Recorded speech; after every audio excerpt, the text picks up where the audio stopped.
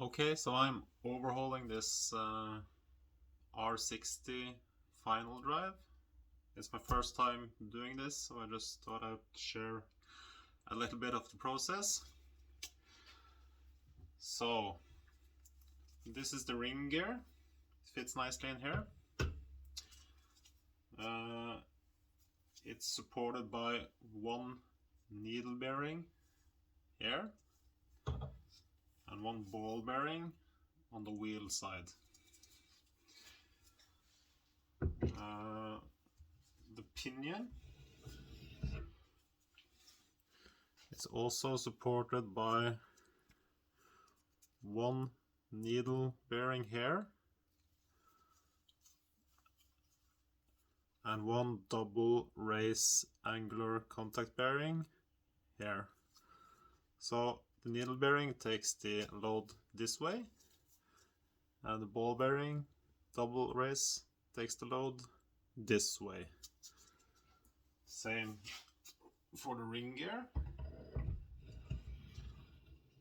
And basically it's not really super complicated. What's important is that you establish the correct contact pattern.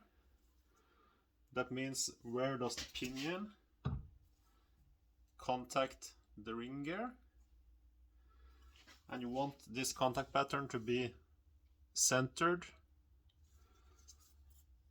Actually, the repair manual, the official BMW one, explains it quite nicely. So what can you do to adjust the contact pattern? You do this by moving the pinion out or in or out. And you can do this by steel shims, which you place between the ball bearing and the pinion to move it outwards. You can also actually shim negatively. That means you place a shim in the other side of the ball bearing to move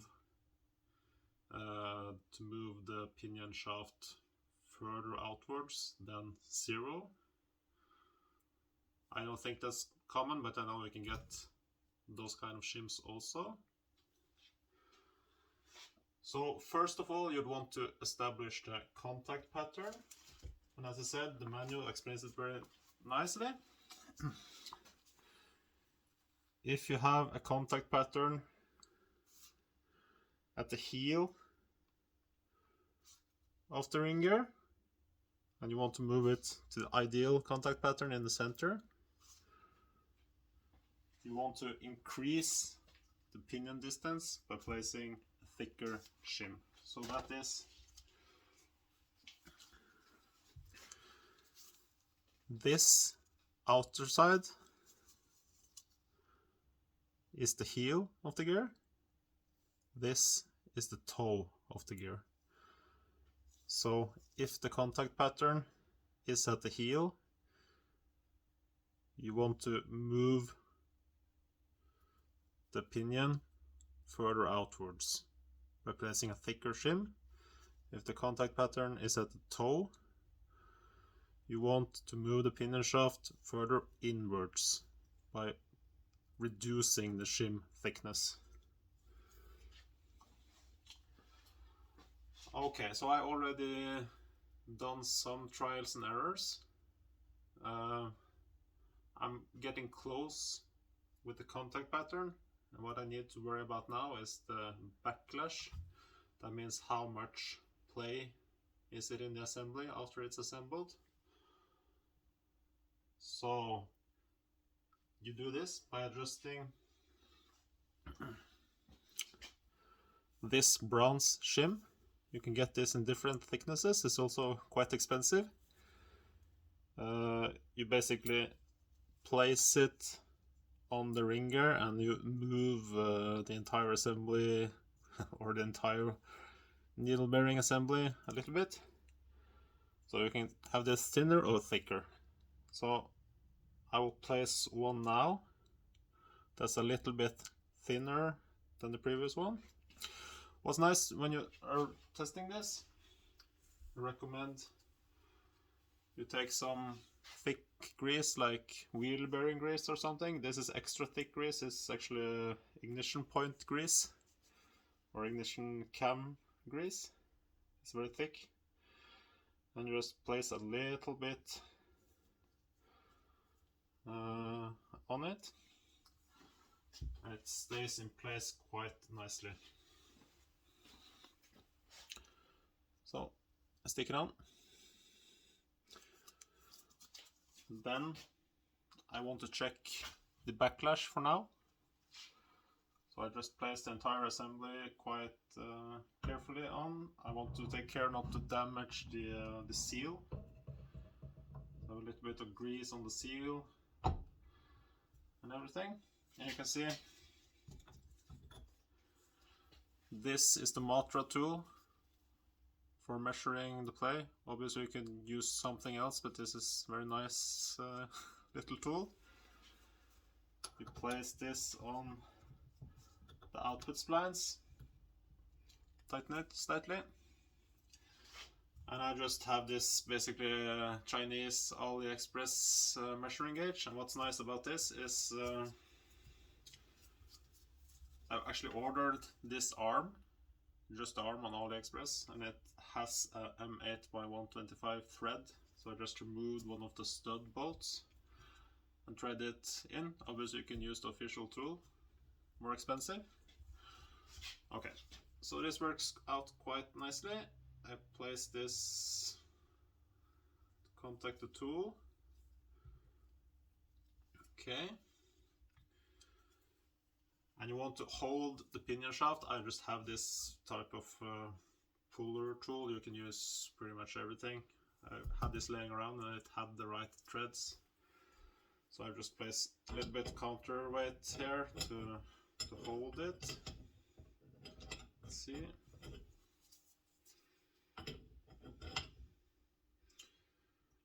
Okay, that works out. And obviously, since this is not bolted together yet, the ringer could climb, but I just place a little bit of pressure with my hands. You could use a setup with springs. The Barrington manual recommends a setup with springs, but I just push it downwards. And you want this play here. I don't know if you can see it so nicely on the video, but the play here you want to be 0.15 to 0.20 millimeters. You guys in the US can do the inches. The manual says so. Also states it. Okay, so now I placed a little bit thinner shim, and I hope I'm within spec. So let's see. I place a little bit of load here, and I look at the dial indicator while holding counter pressure. So let's see. Okay, I just need to zero again, but it's between 50 and 30, so yeah, I have actually about 12.12 mils, so it's a little bit on the tight side. Yeah, 0.12. It's a little bit on the tight side, but the pinion and everything affects also the backlash. So I want to check the contact pattern, and actually you should check the contact pattern first, but I'm a bit into the process already, so maybe we do that right now. Let's check the contact pattern once again. Okay, so I just use this artisan oil paint, mix it with maybe a little bit of grease or gear oil. That makes it not dry so easily. Small brush. I just paint it on. So let's do it now. So this drive side, outer side here is obviously most important. This bike doesn't have a reverse gear, so Anyways, drive side is obviously most important. I check both sides anyways, but drive side is most important. And just paint it up evenly. With this paint, it distributes quite nicely. I do both sides. It's not really necessary, but interesting still. Just make sure you got a nice even layer, no clumps. Okay, you do 4, 5, 6 teeth. Okay, so now you want to check the current contact pattern. I place the ringer once more. Okay, and now I have this tool. You don't need it, this one, but still I just provide some counter pressure and I turn it both ways while maintaining downwards force here. I don't think it matters if you turn the pinion or the ringer, just make sure you have some load on it. I just do it both ways. As I said, you only really need to do it the drive direction, but still I do it both ways. Okay, so I provide force down and I turn it 2-3 times both ways. Oh, okay.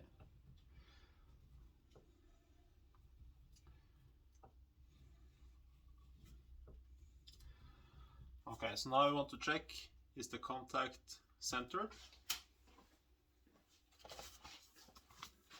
As it should be. It says also it can be slightly on the heel side, which makes sense. Is it on the heel or is it on the toe? So let's see.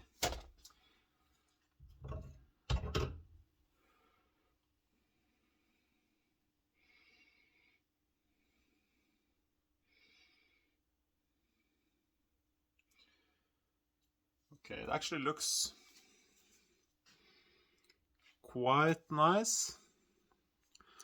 I don't know if you can see so easily on the video, maybe a bit dark.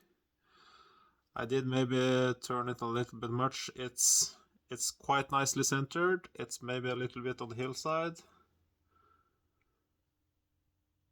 I think it looks almost perfect. I just want to check once more.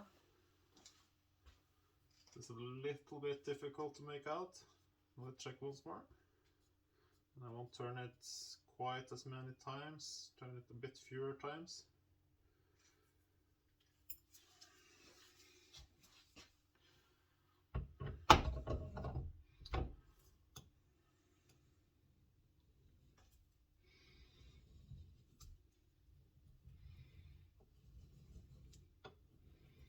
Okay, once more.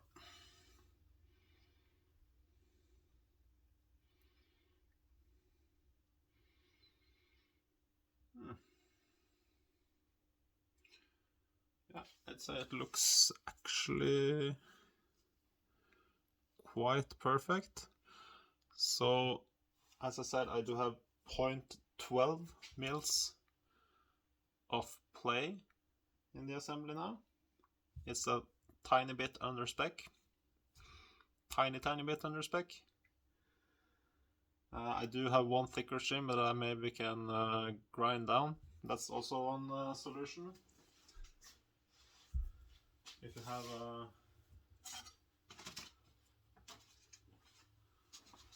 glass plate, a little bit of wet and dry sandpaper, maybe with oil or solvent, and you can take a bronze shim that's too thick and you can grind it down. So I would check a little bit more, maybe that's what I end up doing, but yeah, that's the process. I was not expecting the contact pattern to be okay now, so I wanted to show you how to remove the pinion. Maybe I do that anyways. Really, it doesn't take much. I have a map burner,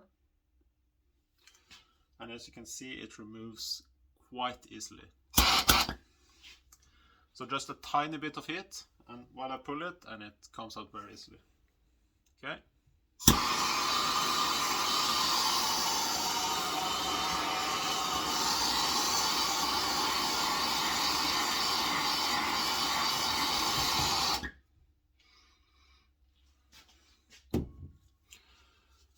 So here you can actually see the assembly.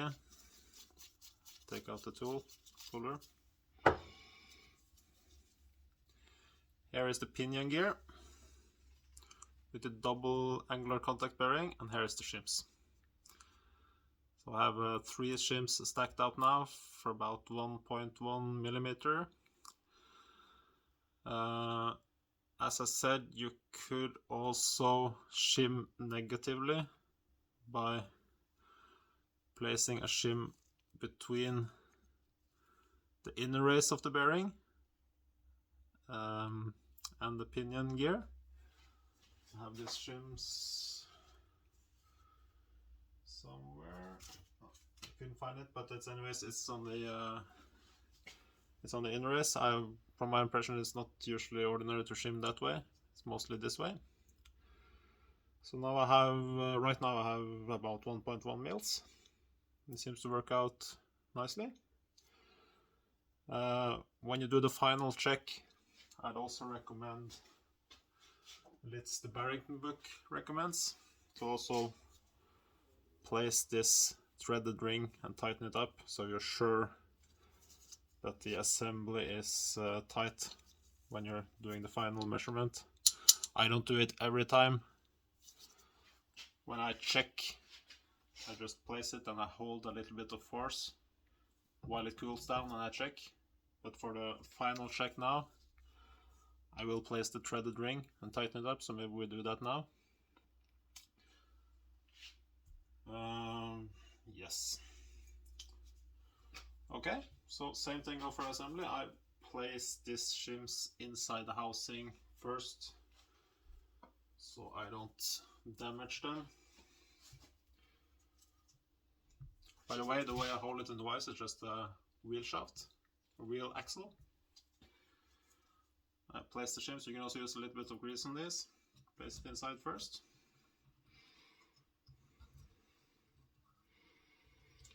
Okay. And now we heat slightly more than last time, just to be sure.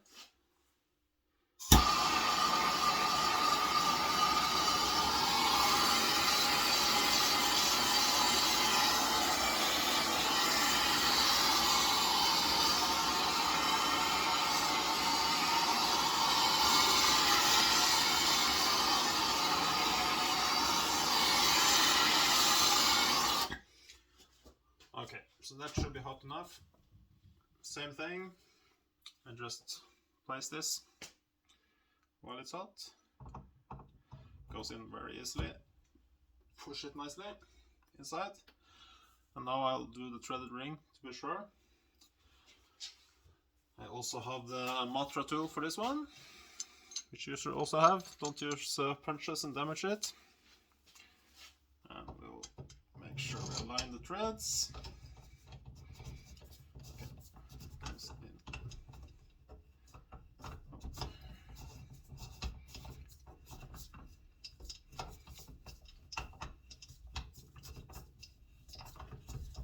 Okay, nicely.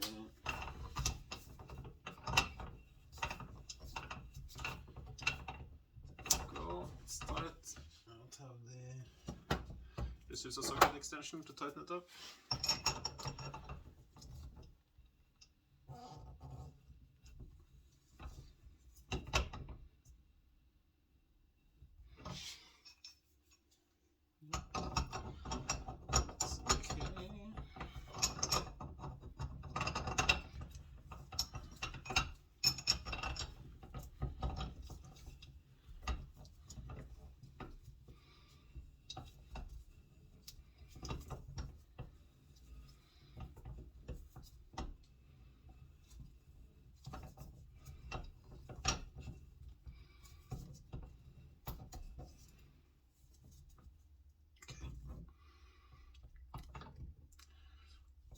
Okay. So now I know the pinion is in place absolutely. So let's check the pattern and the backlash once more. As I said, the contact pattern was pretty much perfect. The backlash was a little bit on the low side, 0.12 millimeters, when the minimum is 0.15. So let's check once more with everything tightened up. So I'll paint this one again. Ringer.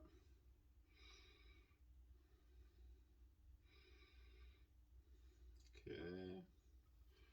Let's do both sides again.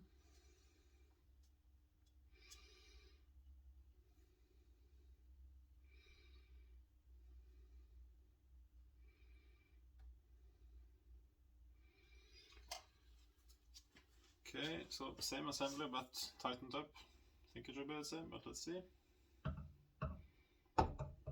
Place it carefully not to damage the seal. I just like to use this one. It makes it a little bit easier. Absolutely don't need it. Okay, let's check the pattern.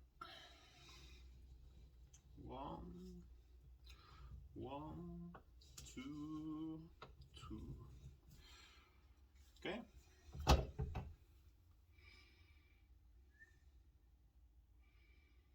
Okay, interesting. So it wasn't completely tight.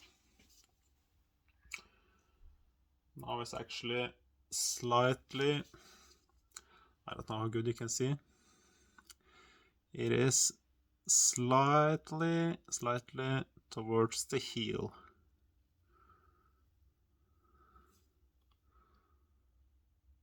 Slightly. A little bit too much, I'd say. So there's really no point in checking the backlash yet. I need to correct the contact pattern. So let me just remember, it's on the heel side. So I need to insert a thicker pinion shim to correct this. I have 4 shims to play with. It's 1.1 millimeter now. I think I can make a combination that's 1.3. So yeah, why don't we do that?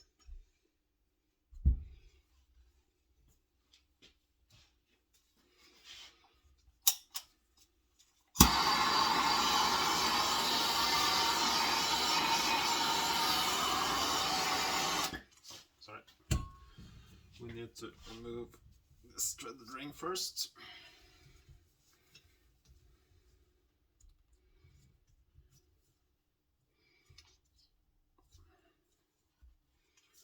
Need to counter hold this.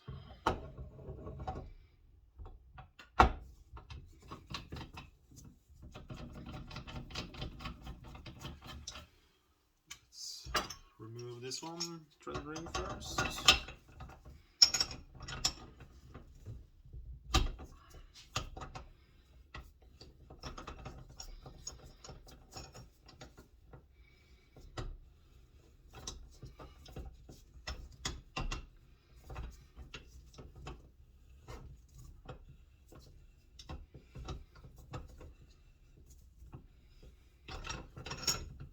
Threads are a little bit tight. I'll check if there's some damage on the threads. It's normal, but it's a little bit tight to turn.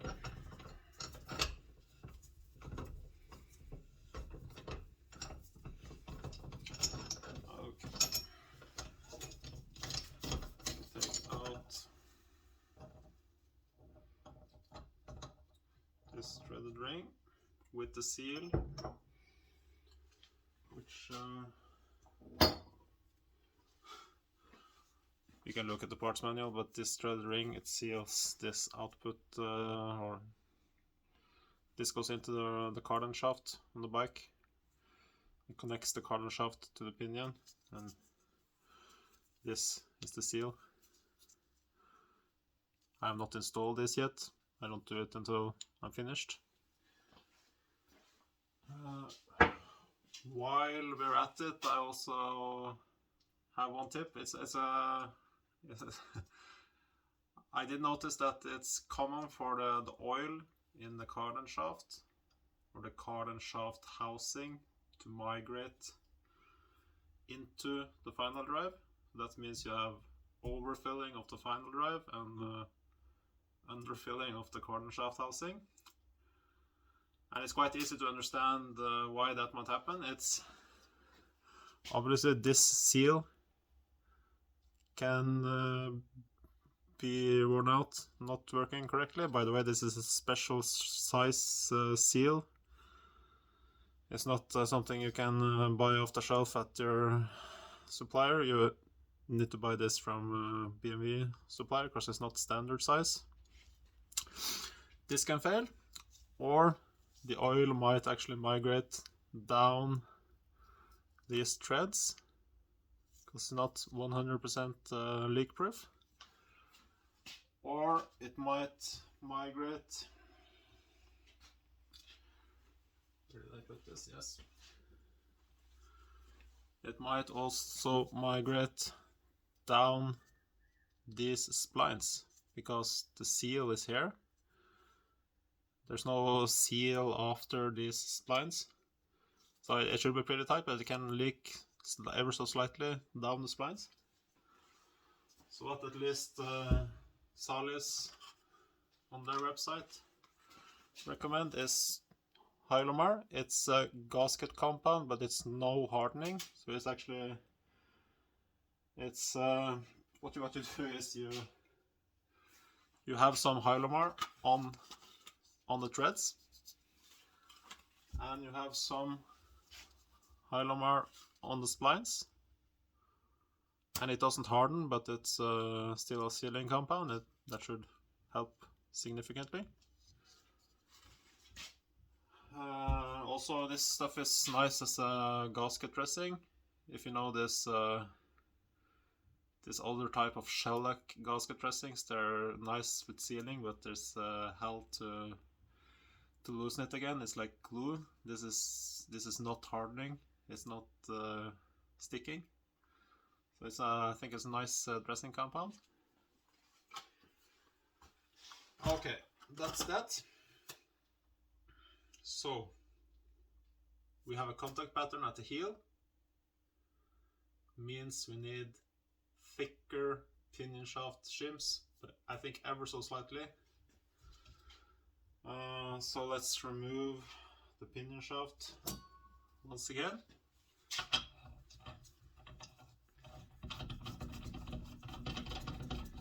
Take this nice tool, remove the ring gear. A little bit of it.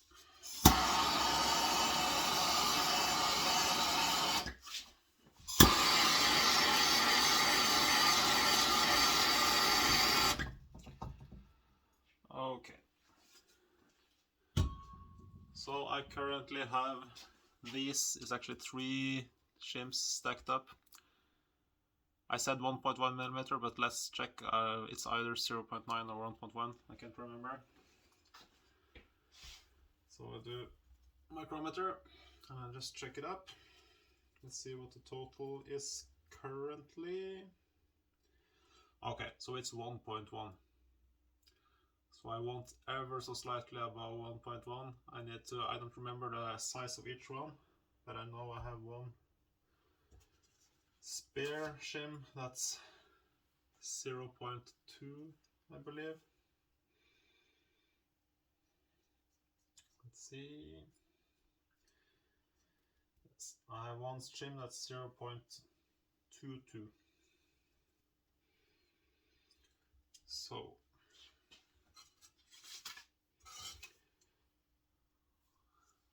I just need to try different combinations here. I don't remember exactly.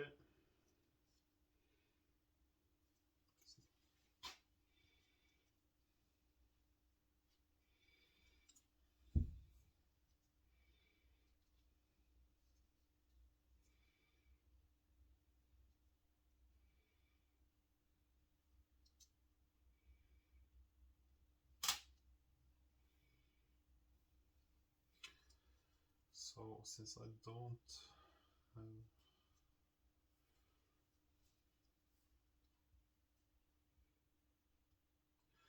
the 0.4,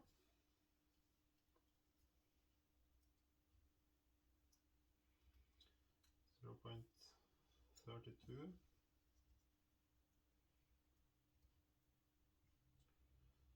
0.4. So it might actually be a little bit of a problem to come up with this combination. I think these shims are a little bit on the thin side to actually get to be able to grind with any kind of precision. Thickest one is 0.4. I think it's quite difficult to get an even grind on it, so I should have a new shim. But I will double check the backlash and everything and think a little bit. I'm getting quite close, so let's see. So I think I will end the video. It's a long video. Hope it made some sense. As I said, this is my first time doing this, so I'm in no way an expert. By the way, the last step, which I forgot to talk about, just to make the video even so slightly longer again. When you have the contact pattern, almost forgot. When the contact pattern is okay and the backlash is okay, the last thing you need to fix is the end float of this assembly, because you want that to be quite tight, but you absolutely do not want to have a static load on the ball bearing. That will break it quickly. So the manual states to measure both sides, the lid and the distance to the bearing, and do some math or subtract these measurements, find how much play it is in the assembly, and shim it to, I think, 0.05 or something, it says in the manual. Play. And you do that by these big shims, which you place between the ball bearing and the inner housing, the wheel side. Yeah, I think the method in the manual is actually perfectly good, but I don't have parallel gauges, parallel blocks. You could probably figure it out, but I think I'll do another variant, which is to just place a little bit of soldering tin, or soldering lead, this thin one. Just wind it around here, have a little bit stick out on this surface, and I assemble everything, place the lid, and disassemble it once again, and then this soldering lead, yes, should have compressed, and that will tell me perfectly accurate what the actual distance is. I take out the lead and I measure it with a micrometer, and that's the exact play in the assembly, and I can use that. So you can either measure it or you can use this soldering lid method. It's quite nice if you don't have access to a lot of measuring equipment. Okay, we talked about backlash, we talked about contact patterns, and we talk about end float, and that's the only 3 parameters you need to worry about when you're building the final drive. I hope it helps a little bit. You can find a lot of resources online on contact patterns, especially. It's the same as a differential in a car. Yeah. Leave comments, ask me questions. I'm no expert, but I'll try to answer. Thank you so much.